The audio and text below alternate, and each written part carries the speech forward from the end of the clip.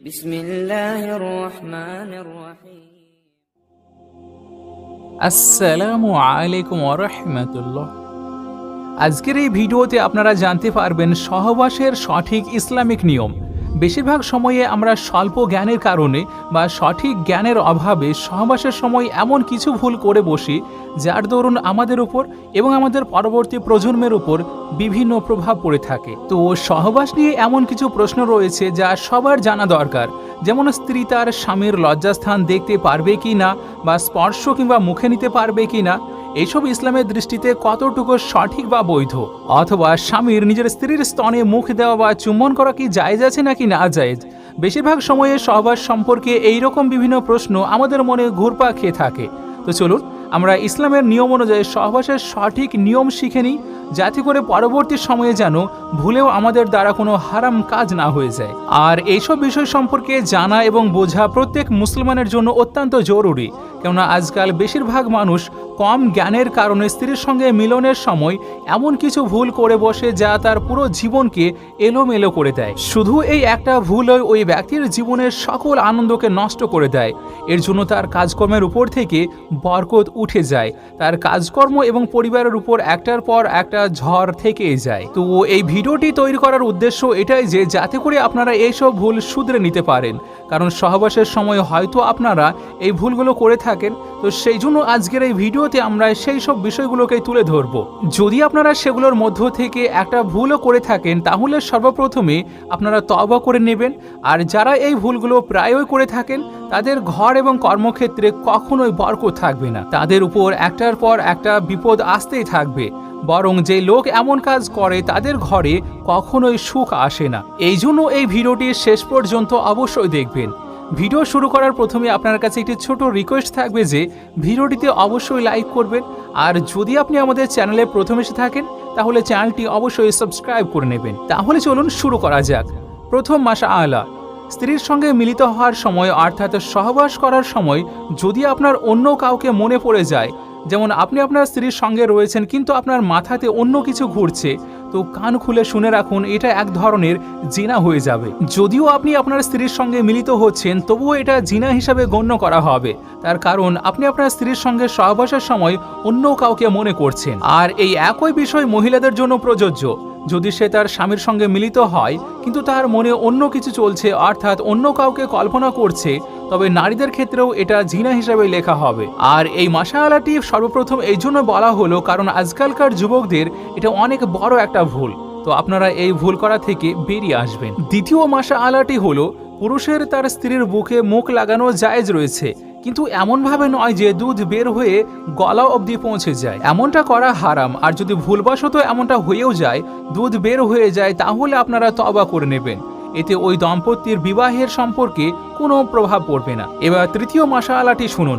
নারী এবং পুরুষের অর্থাৎ স্বামী স্ত্রীর একে অপরের দেহে নেত্রপাত করা মানে দর্শন করা, একে অপরের স্পর্শ করা তো জায়েজ, কিন্তু ইসলামে হুকুম দেওয়া হয়েছে লজ্জাস্থানের প্রতি দৃষ্টিপাত না করতে। এক্ষেত্রে পুরুষ হোক কিংবা নারী লজ্জাস্থানের দিকে দৃষ্টি না দেওয়াই উত্তম হবে, এতে বিয়েও দুর্বল হয়ে যায়। এছাড়াও কিছু কিতাবে লেখা আছে এটা করলে চোখের দৃষ্টির শক্তি কমে যায়। চতুর্থ মাশআআল্লাহটি হলো পুরুষ নিচে থাকবে এবং নারী উপরে থাকবে, এটি কিন্তু সহবাসের সঠিক ধর্ম নয়। এতে নারীর বাঞ্জা হয়ে যাওয়ার সম্ভাবনা থাকে। মানে যদি কোনো মানুষ এইভাবে সহবাস করে অর্থাৎ পুরুষ নিচে এবং নারী তার উপরে, তাহলে তার স্ত্রী বাঞ্জা হয়ে যাওয়া অর্থাৎ তার স্ত্রী বাচ্চা জন্ম দেওয়ার ক্ষমতা হারিয়ে ফেলতে পারে।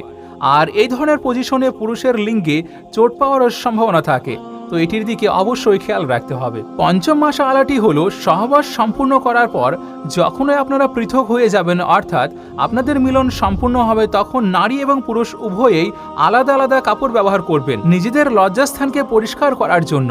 কারণ দুজনে যদি একই কাপড় ব্যবহার করেন তাহলে সেটি অত্যন্ত ঘৃণ্য একটি কাজ, আর এখান থেকে দুজনের মধ্যে একে অপরের প্রতি ঘৃণা জন্মে যায়। সহবাসের সঠিক নিয়মের ক্ষেত্রে আলা হযরত রাহমাতুল্লাহ আলাইহি ইরশাদ করেছেন, নারীদের মধ্যে পুরুষের তুলনায় 100 গুণ বেশি যৌন আকাঙ্ক্ষা থাকে, কিন্তু তাদের উপর লজ্জা চাপিয়ে দেওয়া হয়েছে। তো সেই জন্য কোনো পুরুষের বীর্যপাতের সঙ্গে সঙ্গে সে যেন তার স্ত্রী থেকে আলাদা না হয়ে যায়। সবসময় চেষ্টা করবেন যতক্ষণ না সে পরিপূর্ণ তৃপ্তি লাভ করবে ততক্ষণ তাকে না ছেড়ে দেওয়ার। কিছু সময় অপেক্ষা করবেন, তারপর যেন আলাদা হয়ে যাবেন। এমনইভাবে মিলনের পূর্বে বিসমিল্লাহ শরীফ পড়া সুন্নত। কিন্তু মনে রাখতে হবে বিসমিল্লাহ শরীফ পরিধানকৃত পোশাক খুলে ফেলার পূর্বে পড়তে হবে। আরও উত্তম হয় যখন সহবাসের উদ্দেশ্যে একটা ঘরে প্রবেশ করবেন তখন ডান পা আগে প্রবেশ করবেন, তারপর বিসমিল্লাহ পড়ে নেবেন। আর আপনারা যদি সবসময় এমনটা করেন তাহলে শয়তান কোনোভাবে ঘরে প্রবেশ করতে পারবে না। আর যদি আপনারা এমনটি না করে থাকেন, মানে সহবাসের পূর্বে সহবাসের দোয়া কিংবা বিসমিল্লাহ না পড়েন, তাহলে শয়তান আপনার সঙ্গে এবং আপনার স্ত্রীর সঙ্গে মিলিত হয়ে থাকে, আপনার সঙ্গে সহবাসের শরিক হয়।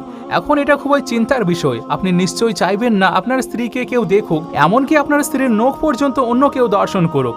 যদি আপনি বিসমিল্লাহ না পড়েন তো হাদিসে এসেছে এই সময় শয়তান আপনার স্ত্রীর সঙ্গে সহবাসে লিপ্ত হয়। এখন সিদ্ধান্ত আপনার, বিসমিল্লাহ শরীফ পড়ে সহবাস করবেন নাকি না পড়ে সহবাস করবেন। 6 নম্বর মাশাআল্লাহ, আজকালকার নতুন জেনারেশন আপনারা খুব ভালো করে শুনে নিন। এখনকার সময়ে একটা বিষয় অনেক বেশি দেখা যাচ্ছে যে লোকজন সহবাসের সময় নিজেদের মধ্যে অনেক বেশি কথা বলে। যতক্ষণ তারা কথা না বলে ততক্ষণ তারা মিলনে মজা পায় না। কিন্তু আপনারা যখন এর রেজাল্ট জানবেন তাহলে আপনারা আজকের পর থেকে সহবাসের সময় কোনো ধরনের কথাবার্তা বলতে পছন্দ করবেন না। আপনাদেরকে জানিয়ে রাখি, শরীয়ত সম্মত প্রথম বিষয় হলো সহবাস করার সময় কথাবার্তা বলা মাকরু। আর এর সাথে সাথে সহবাসের ফলে গর্ভধারণ করলে সেই বাচ্চা তোতলা হওয়ার সম্ভাবনা রয়েছে। আর একই কারণে সহবাসের সময় স্ত্রীর লজ্জাস্থানে দৃষ্টি দেওয়া থেকেও বিরত থাকতে হবে, কারণ এতে বাচ্চা অন্ধ হয়ে যাওয়ার সম্ভাবনা রয়েছে। এছাড়াও সব পোশাক খুলে একেবারে উলঙ্গ হয়ে সহবাস করা উচিত নয়, এতে বাচ্চা বেহায়া হয়ে জন্ম হওয়ার সম্ভাবনা রয়েছে। এর পরের মাশাআল্লাহটি শুনুন, যে ভুল আজকের যুগের অধিকাংশ যুবক যুবতী করে থাকে। যে ঘরে আপনারা সহবাস করেন যদি ওই ঘরে কোনো কোরআনের আয়াত লেখা থাকে কিংবা ওই ঘরে কোনো ছবি আছে আর যেখানে কোনো দোয়া লেখা আছে, তো যতক্ষণ না পর্যন্ত ওই জিনিস কাপড় দিয়ে ঢেকে দেওয়া হয় তো ওই ঘরে সহবাস করার সম্পূর্ণ পোশাক খুলে উলঙ্গ হওয়া ওই জিনিসের প্রতি বেয়াদবি করা হবে। তবে হ্যাঁ, যদি কোরআন রাখা হয় সেক্ষেত্রে কোরআন একটি পরিষ্কার কাপড় দিয়ে ঢেকে রাখা হয়, তবে এতে কোনো ধরনের অসুবিধা নেই। আর এমনইভাবে কাবা শরীফের দিকে মুখ করেও সহবাস করা নিষিদ্ধ রয়েছে।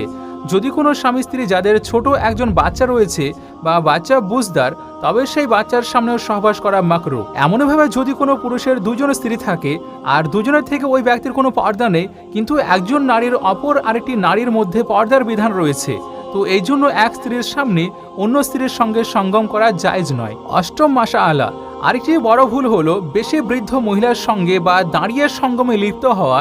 শরীর অনেক দুর্বল হয়ে যায়। এছাড়াও দেহের ভিতরে বিভিন্ন রোগ ব্যাধি জন্ম নেয়।